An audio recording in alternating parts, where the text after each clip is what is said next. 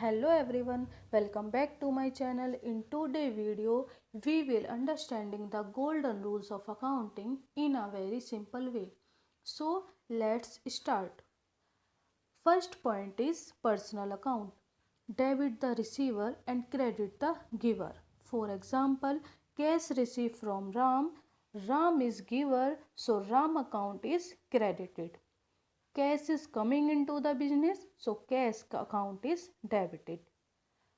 Means जो person business से पैसे या बेनिफिट रिसीव करता है उसका अकाउंट डेबिट होता है और जो पर्सन बिजनेस को पैसे या बेनिफिट देता है उसका अकाउंट क्रेडिट होता है। फॉर एग्जाम्पल, अगर हम राम से कैश लेते हैं तो राम गिवर है, इसलिए राम अकाउंट क्रेडिट होगा और कैश बिजनेस में आ रहा है इसलिए कैश अकाउंट डेबिट होगा।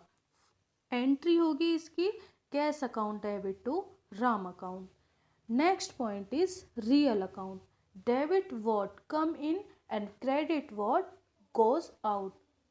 For example, furniture purchase for cash, furniture is coming in to the business, so furniture account is debited. Cash is going out of the business, so cash account is credited. Means मतलब जो चीज़ business के अंदर आती है उसको debit करते हैं और जो चीज़ बिजनेस से बाहर जाती है उसको क्रेडिट करते हैं। फॉर एग्जाम्पल, अगर फर्नीचर खरीदा है तो फर्नीचर बिजनेस में आ रहा है इसलिए फर्नीचर अकाउंट डेबिट होगा और कैश जा रहा है इसलिए कैश अकाउंट क्रेडिट होगा। इसकी एंट्री होगी furniture account debit to cash account. Next and last point is nominal account. Cash debit all expenses and losses and credit all income and gains.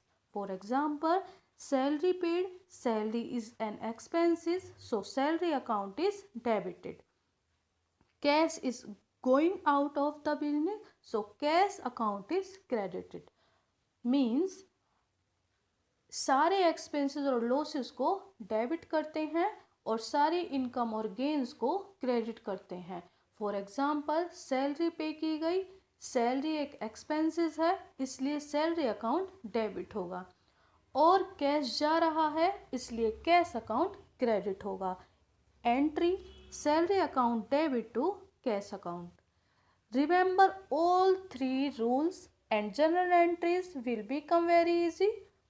So if you like this video, please like, share and subscribe to my channel. Thank you for watching.